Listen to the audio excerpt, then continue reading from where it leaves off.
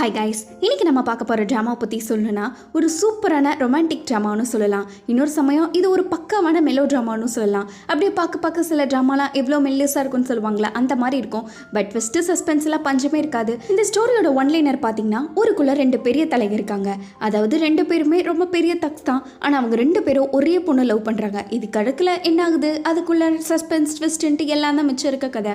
But பக்காவாக இருக்கும். நீங்கள் வேணால் ஒரு எபிசோட பார்த்து பாருங்கள். சரி வாங்க, டைம் வேஸ்ட் நம்ம வீடியோக்குள்ள போலாம். ஓப்பனிங்கே பாத்தீங்கன்னா இங்க ஒருத்தர் நடக்க முடியாம அடி வாங்கிட்டு நடக்கிற மாதிரி தெரியுது. இது வேற யாருமே இல்ல, நம்ம ஹீரோ தான். இதெல்லாம் கொஞ்சம் ஏதோ பிளாஷ்பேக்ல நடக்கிற மாதிரி இருக்கு. அவர் மூஞ்சி எல்லாம் ரத்த காயம் இருக்க. ஆப்போசிட்ல குச்சியை சாப்பிட்டு இருக்க பொண்ணு ஆச்சரியமா பார்த்துட்டு இருக்கு. என்னடா இது இப்படி நடந்துட்டு இருக்காரு அப்படின்ட்டு. ஆனா ஹீரோ இதுமே பதட்டப்படாம போய் உட்காந்து ட்ரெயின்ல வந்துகிட்டு இருக்க. இங்க ஒரு பொண்ணு யாருக்கோ வெயிட் பண்ணிக்கிட்டு இருக்கிற மாதிரி இருக்கு. இது வேற யாருமே இல்ல, இவ தான் நம்மளோட ஹீரோயின். அவ பாத்தீங்கன்னா வேற யாருக்கும் வெயிட் பண்ணல, ஹீரோ இருக்கார்ல அவருக்கு தான் வெயிட் பண்ணிக்கிட்டு இருக்கா. ஹீரோ வந்தோடனே சரி ட்ரெயின்ல ஏறிக்கலான்ட்டு ஏறிட்டு இருக்கும்போது இரு நான் போய் லக்கேஜ் எடுத்துட்டு வரேன்ட்டு லக்கேஜ் பஸ்ஸில் போட்டு ஏறாரு. பட் கரெக்டாக நம்ம ஹீரோ ஏறலான்ட்டு வரும்போது எவனோ ஒருத்தர் கரெக்டாக ஹீரோவை குத்திடுறான். ஹீரோ பார்த்தீங்கன்னா இப்போ ஒரு கேங்ஸ்டராக இருந்திருப்பாரு. அப்போது அந்த சாவோட விளம்பரம் தான் அவர் எப்போவுமே ஒரு நாவலிஸ்டாக ஆகணும்னு ஆசைப்பட்டிருப்பாரு. நான் இப்போ அது ஆயிருக்கலாம்னு நினைக்கிறேன்ட்டு அவர் நினச்சிட்டு இருக்க.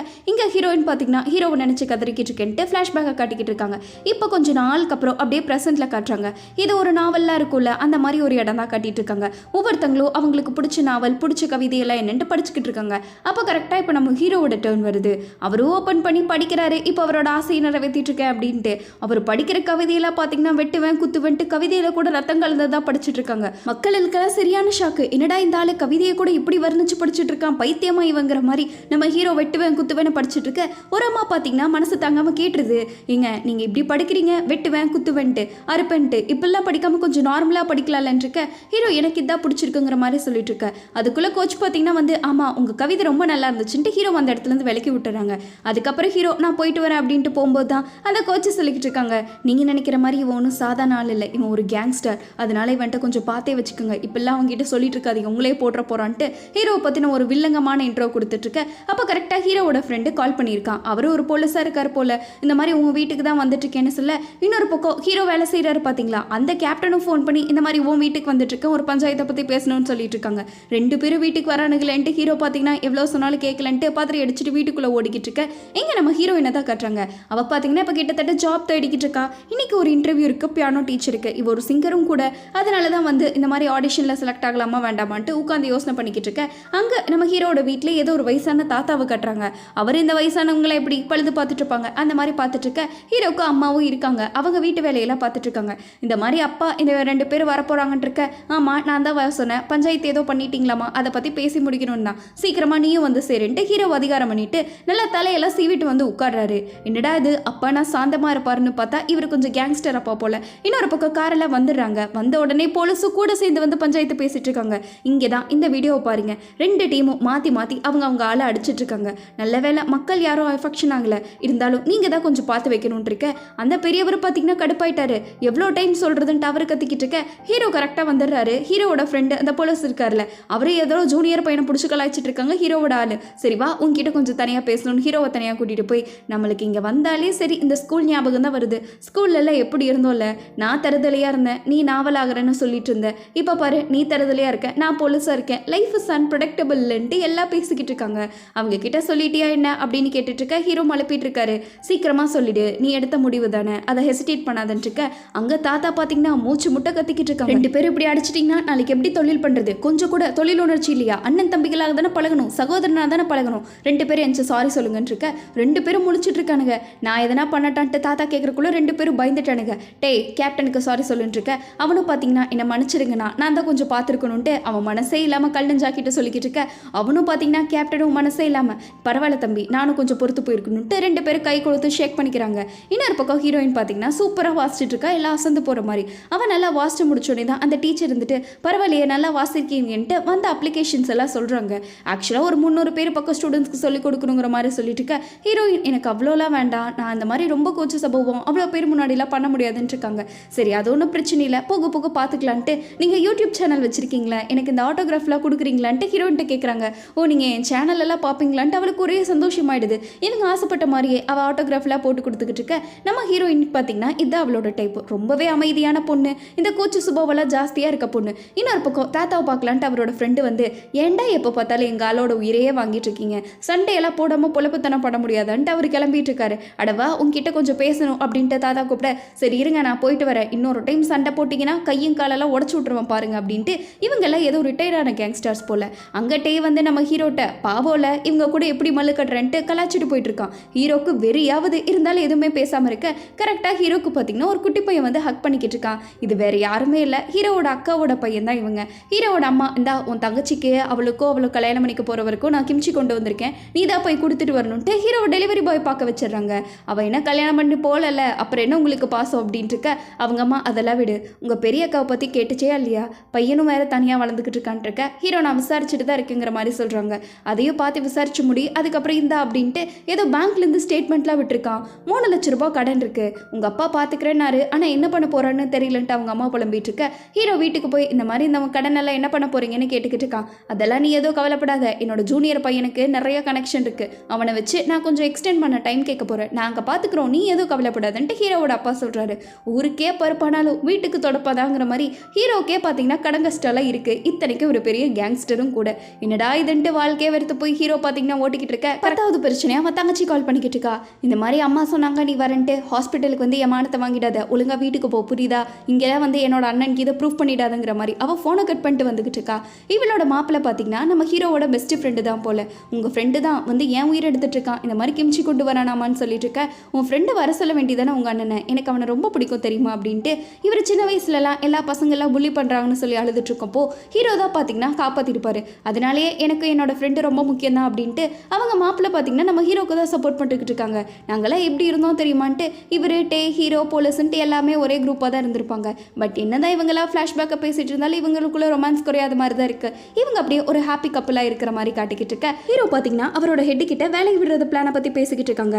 எனக்கு இந்த வேலை பிடிக்கல, நான் போறேன் இருக்க. அவங்களுக்கு ஒரே ஷாக்கு, என்ன நீ திடுதுப்புன்னு வந்து சொல்லிக்கிட்டு இருக்க, இது மற்ற வேலை மாதிரி தெரியல, அது உனக்கு தெரியும்லன்ட்டு இருக்க. நான் ஒன்றும் திடுதுப்புன்னு சொல்லலை, யோசிச்சு எடுத்த முடிவு தான்ட்டு ஹீரோ பார்த்தீங்கன்னா கிளியராக சொல்லிக்கிட்டு இருக்கான். இன்னொரு டைம் நீங்கள் என்ன வேணாலும் பண்ணிக்கலாம்னு நினச்சிட்டு இருக்காதீங்க, நான் பாஸ் கிட்டேயே கூட போய் சொல்லிடுவேன், நான் இன்னொரு டேயாக மாற மாட்டேங்கிற மாதிரி சொல்லிட்டு இருக்க. ஹெட்டுக்கு என்ன பேசுறதுனே தெரியல. அந்த மாதிரி நீ டைமிங் தான் தப்பாக பண்ணுற, டைமிங் தான் உங்ககிட்ட சரியில்லை, மற்றபடி எந்த பிரச்சனையும் இல்லைன்னு இருக்க. ஹீரோ பார்த்தீங்கன்னா அப்படியே கன்ஃபர்ன்ஸ் ஆகிற மாதிரி தெரியல. சரி ஒரே ஒரு ஹெல்ப் மட்டும் பண்ணு, லாஸ்ட்டாக இந்த 3rd யூனிட் இருக்குல்ல அந்த பிரச்சனையை மட்டும் முடிச்சு கொடுத்துட்டு போ, அதுக்கப்புறம் நானே பாஸ் கிட்ட பேசி உனக்கு நான் லீவ் வாங்கி தரேன், அதுக்கப்புறம் நீ திரும்பி கூட பார்க்க வேண்டாங்கிற மாதிரி சொல்லிட்டு இருக்காங்க. கன்வின்ஸ் பண்ணுறதுக்கு வேற வழியே இல்லைன்னு ஹீரோக்கு பிடிச்சிருது. இருந்தாலும் நான் இதுதான் பண்ணுற லாஸ்ட் ப்ராஜெக்ட், ஆனால் இதுக்கு மேலே நான் எதுவுமே பண்ண மாட்டேன், முக்கியமாக இந்த ப்ராஜெக்டில் கூட வயலன்ஸை நான் முடிஞ்ச அளவுக்கு அவாய்ட் பண்ணுவேன்ட்டு ஹீரோ பார்த்தீங்கன்னா வயலன்ஸே வேண்டான்ட்டு ஒரு முடிவு எடுத்திருக்கேன். ஹெட்டுக்கு இது பெரிய ப்ரெஷராக இருக்குது. ஹீரோ நான் வரேன், இந்த ப்ராஜெக்டை முடிச்சுட்டு நான் கிளம்புறேன் அப்படிங்கிற மாதிரி ஒரு கும்பிடு ஓட்டு போயிட்டு இருக்காங்க. இன்னொரு பக்கம் ஹீரோவோட தங்கச்சி இருக்காங்களே அவங்களுக்கு கால் பண்ணி இந்த மாதிரி நான் ஹாஸ்பிட்டல் வந்துட்டேன், வீடெல்லாம் ரொம்ப தூரம், வேணும்னா வந்து எடுத்துகிட்டு போகலன்னா குப்பையில் போட்டு போயிடுவேன்ட்டு ஹீரோ பிளாக்மெயில் பண்ணிக்கிட்டு இருக்கேன். வந்து தொலைற இரு, என்னோட ஃப்ரெண்டு வேற வந்துக்கிட்டு இருக்காங்கிற மாதிரி புலம்பிட்டு இருக்காங்க. என்னமோ பண்ணு, கீழே முதல்ல வான்ட்டு ஹீரோ அவர் தங்கச்சியை கடுப்பேற்றிக்கிட்டு இருக்க. நம்ம ஹீரோ பார்த்தீங்கன்னா நின்றுக்கிட்டு இருக்காங்க. அந்த இடத்துக்கு ஹீரோயின் வந்திருக்கா. ஹீரோயினை ஹீரோ எங்கேயோ 10 வருஷம் பழகின மாதிரியே பார்த்துக்கிட்டு இருக்க. ஹீரோயினும் டக்குன்னு திரும்பி ஹீரோ பார்க்குறா. பார்த்த உடனே ஒப்பா எப்படி இருக்கீங்கன்னு கேட்டுக்கிட்டு இருக்க. ஹீரோக்கே ஒரு ஆச்சரியம், ரொம்ப நாள் ஆச்சு போல பார்த்துட்டு இருக்க. 2 பேரும் பார்த்தீங்கன்னா அப்படியே சிரிப்பிலேயே வெக்கத்தை பரிமாறிக்கிறாங்க. நம்ம ஃப்ரெண்டோட தங்கச்சி வேற யாருமே இல்லை, நம்ம ஹீரோயின் தான். என்ன டக்குன்ட்டு வந்துட்டு 2 பேரும் முன்னாடியே பழக்கப்பட்டமா என்ன அப்படின்ட்டு இருக்க. 2 பேருமே பார்த்தீங்கன்னா ஃபர்ஸ்ட் டைம் மீட் பண்ணுற மாதிரி காட்டிக்கிறாங்க. முன்னாடி பேசின மாதிரி அவங்க தங்கச்சி முன்னாடி காட்டல. இவர் ரொம்ப ஃபேமஸ் தெரியுமா, யூடியூப் சேனல்லாம் வச்சிருக்கா, பாட்டு கூட சூப்பராக பாடுவான்ட்டு சேனலாக காட்டிட்டு இருக்கா. ஹீரோக்கு ஐயோ சரியான டேலண்ட்டு போல அப்படின்ட்டு அப்படியே ரொம்ப மோட்டிவேட் பண்ணிக்கிட்டு இருக்காரு. கொஞ்சம் உணர்ச்சி வசப்பட்டவன். என்னடா நீ இப்பெல்லாம் பண்ண மாட்டேன்னு தங்கச்சி கேட்டுக்கிட்டு இருக்க. அங்கே அவங்க ஒரு லுக்கை விட ஹீரோயின் ஒரு லுக்கை விடன்ட்டு ஓடிக்கிட்டு இருக்க. என்னடா நடக்குது இங்கேங்கிற மாதிரி தங்கச்சி பார்த்துக்கிட்டு இருக்காங்க. என்னடா தெரியாதுன்னு சொல்லிட்டு இப்படி பார்த்துக்கிட்டு இருக்கீங்களேன்ட்டு தங்கச்சி கேட்டுக்கிட்டு இருக்க. ஹீரோ 24 மணி நேரமும் ஹீரோயினோட பாட்டை மட்டும்தான் கேட்டுக்கிட்டு இருக்காரு. பாடுறது ஹீரோயினு, கேட்கறது ஹீரோயின்ட்டு ஹீரோக்கு பார்த்தீங்கன்னா ஃபுல்லாமே ஹீரோயின் தான். அப்போ ஒரு குட்டி ஃப்ளாஷ்பேக்கு, இவங்க ஸ்கூல் படிச்சுட்டு இருக்கும்போது இதே மாதிரி தான் ஹீரோயின் சூப்பராக பாடிக்கிட்டு இருப்பா. அப்போது நீங்கள் இப்பெல்லாம் கண்ணை திறந்துட்டே கேட்டுட்டு இருந்தால் உங்களுக்கு வாய்ஸ் எல்லாம் எதுவுமே மண்டையில் ஏறாது, கொஞ்சம் கண்ணை மூடுங்க, நான் நல்லா பாடுறேன் அப்போ கேளுங்க அப்படின்ட்டு ஹீரோவை கண்ணை மூட சொல்லிட்டு டக்குன்னு பார்த்தீங்கன்னா அவள் ஹீரோக்கு எனக்கு ஒன்று பிடிச்சிருக்குன்னு ப்ரப்போஸ் பண்ணியிருப்பா. ஹீரோ எதுவுமே பதில் பேசியிருக்க மாட்டார். அப்போ ஒரு புக்கை கொடுத்துருப்பா. இதனாலே பரவாயில்ல, இந்த புக்கை ஆச்சு ஞாபகமாக வச்சுக்கோங்க, உங்களுக்கு நிறையா பொண்ணுக்கு இருக்காங்க, அவங்களும் உங்களுக்கு பிடிக்கும்ல, என்ன எதுக்கு பிடிக்க போகுதுன்ட்டு கேட்டுக்கிட்டு இருக்க. ஹீரோ அப்படிலாம் இல்லை, எனக்கு ஒன்று பிடிச்சிருக்குன்ட்டு அப்போவே இவரும் மாற்றி ப்ரப்போஸ் பண்ணியிருப்பாங்க. அப்போவே பார்த்தீங்கன்னா 2 பேரும் கப்புள்ஸாக சுற்றிட்டு இருப்பாங்க. ஒரு நாள் இவ திட்டு திப்புன்னு டாக்ஸில் ஏறி போயிட்டு இருக்கா. ஹீரோ பின்னாடியே துரத்திட்டு வந்திருப்பாரு. அதையெல்லாம் நினச்சி பார்த்துட்டு நம்ம ஹீரோயின் நின்றுக்கிட்டு இருக்கா. சூப்பரான லொக்கேஷன்லன்ட்டு அவன் ஹீரோட தங்கச்சி இருக்கால அவள் வந்து இவளுக்கு கம்பெனி கொடுத்துக்கிட்டு இருக்க. இன்னொரு பக்கம் நம்ம ஹீரோ ஹீரோ இருக்கார்ல அவரை தான் காட்டுறாங்க.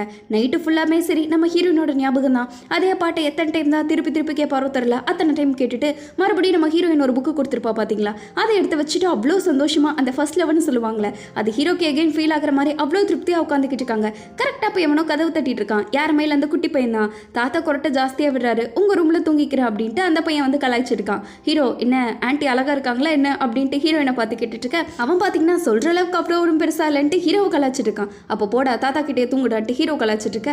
அந்த பையன் தான் பார்த்தீங்கன்னா இந்த மாதிரி எங்கள் அம்மாவை நான் கொஞ்சமாக மிஸ் பண்ணுறேன், ரொம்பலாம் இல்லை, கண்டுபிடிச்சி தந்துடுவீங்களா, எப்போ அம்மா வருவாங்கங்கிற மாதிரி கேட்டுக்கிட்டு இருக்க. அந்த மாதிரி ஹீரோ சீக்கிரமாக கண்டுபிடிச்சி தரேன் அப்படிங்கிறாங்க. தாத்தா அம்மாவை அடிப்பாராமா பாட்டி சொன்னாங்கங்கிற மாதிரி கேட்டுக்கிட்டு இருக்க. அப்படிலாம் இல்லை, அன்னைக்கு தாத்தா சும்மா தான் சொன்னார், நீ எதுவும் கவலைப்படாமல் தூங்கு, அம்மாவை நான் டக்குன்னு கண்டுபிடிச்சிட்டு தரேன் அப்படின்ட்டு ஹீரோக்கு 10 பிரச்சனையில் 11ஆவதாக ஒன்று ஆட் ஆகிட்டு இருக்க. இன்னொரு பக்கம் ஹீரோயின் பார்த்தீங்கன்னா ஆடிஷன் கொடுக்குறது எப்படின்ட்டு கொஞ்சம் ட்ரையல் பார்த்துக்கிட்டு இருக்கா. இப்படி எவ்வளோ ட்ரையல் பார்த்தாலும் சரி கொஞ்சம் கொஞ்சம் அவளுக்கு திக்கிது திணறுது. இதெல்லாத்தையும் மனசில் வச்சுட்டு இப்படிலாம் பண்ணால் முடியாது அப்படின்ட்டு அவள் ஒரு லெட்டர் எடுத்து நினச்சி பார்க்குறா. ஹீரோவோட தங்கச்சியை மீட் பண்ண வந்திருப்பாள். அதுக்கு காரணமே பார்த்தீங்கன்னா இவளுக்கு கொஞ்சம் அமௌண்ட் தேவைப்பட்டிருக்கும். ஹீரோவோட தங்கச்சியும் அவ்வளோ வேலையை பார்த்துக்கிட்டு இருக்கா. அவள் தான் வேலை பார்த்து வீட்டில் பாதி கடன் எல்லாம் செட்டில் பண்ணிக்கிட்டு இருக்கா. இருந்தாலும் ஏதோ என்னால் முடிஞ்சது உனக்கு தர, பொதுவாகவே டைம் எடுத்துக்கூட அப்படின்ட்டு அவள் கொஞ்சம் ஹெல்ப் பண்ணியிருப்பா.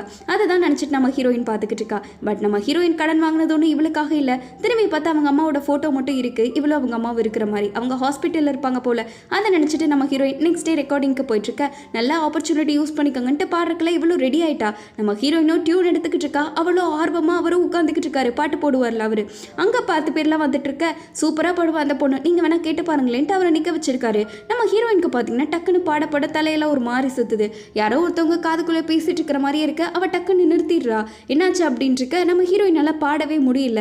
இந்த மாதிரி எனக்கு கூச்ச சுபாவோ அதனால பாட முடியலன்ட்டு அவர்கிட்ட சொல்லிக்கிட்டு இருக்க. இவ்வளோ பெரிய ஆப்பர்ச்சுனிட்டி யாருமே வேஸ்ட் பண்ண மாட்டாங்க, இருந்தாலும் நீ ரொம்ப வேஸ்ட் பண்ணிட்ட, அடுத்த டைம் பெட்டர் லக்குன்ட்டு அவர் போயிட்டு இருக்க.